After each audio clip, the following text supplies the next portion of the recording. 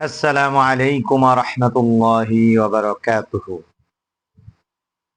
ইন্নাল হামদালিল্লাহ ওয়াসসালাতু ওয়াসসালামু আলা রাসূলিল্লাহ।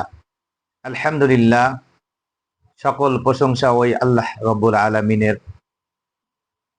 আজ পবিত্র জুমার দিন। আমি আপনাদেরকে প্রত্যেক জুমার দিন কোনো না কোনো আমলের ভিডিও দিয়ে থাকি। তো আলহামদুলিল্লাহ, এরই ধারাবাহিকতায় আজকের ভিডিও।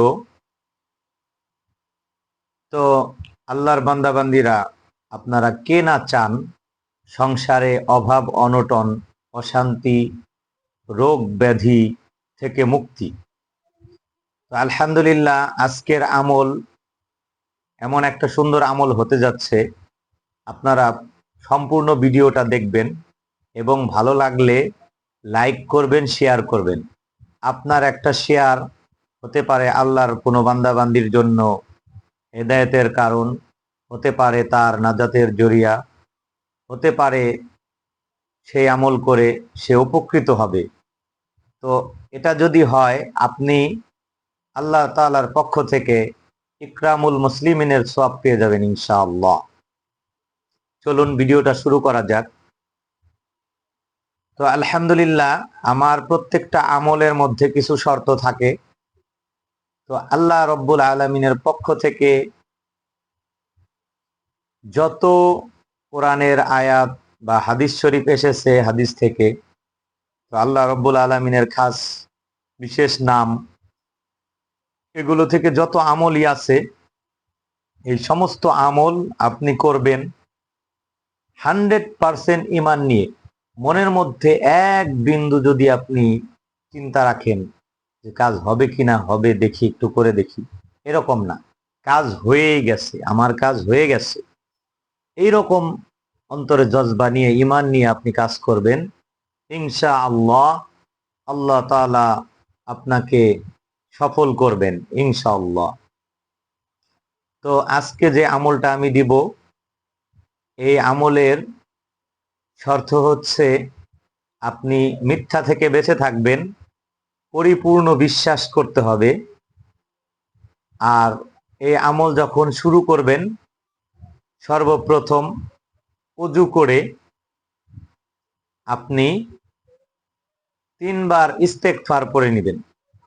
যদি বড় ইস্তেগফার না পড়তে পারেন, অন্তত আস্তাগফিরুল্লাহ আস্তাগফিরুল্লাহ আস্তাগফিরুল্লাহ 3 বার পড়বেন। এরপর দরুদ শরীফ পড়বেন। দরুদ শরীফ পড়বেন।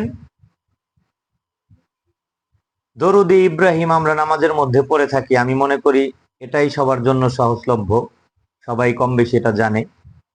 তাও যদি না পারেন, কমপক্ষে এতটুক বলবেন, সাল্লাল্লাহু আলাইহি ওয়াসাল্লাম সাল্লাল্লাহু আলাইহি ওয়াসাল্লাম সাল্লাল্লাহু আলাইহি ওয়াসাল্লাম।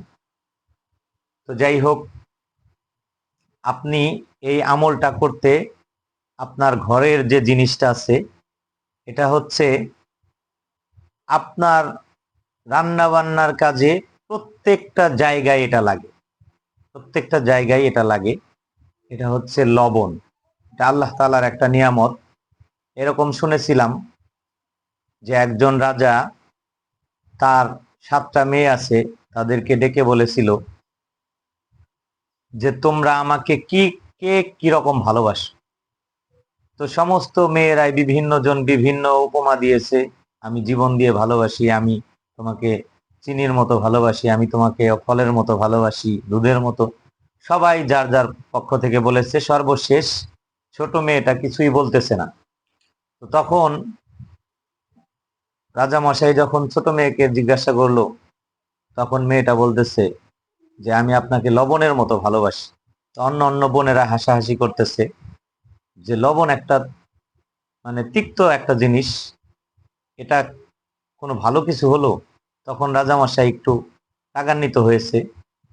পরবর্তীতে যখন খোলাখুলি এটা নিয়ে আলোচনা পর্যালোচনা হয়েছে, যখন বলেছে যে প্রত্যেকটা জিনিস তারা যে মিষ্টির মতো ভালোবাসে, মিষ্টির মধ্যে যদি লবণের ছোঁয়া না থাকে, সেই মিষ্টি খেয়ে তৃপ্তি হবে না। তো প্রত্যেকটা জিনিসের মধ্যে মজার জন্য দরকার লবণ।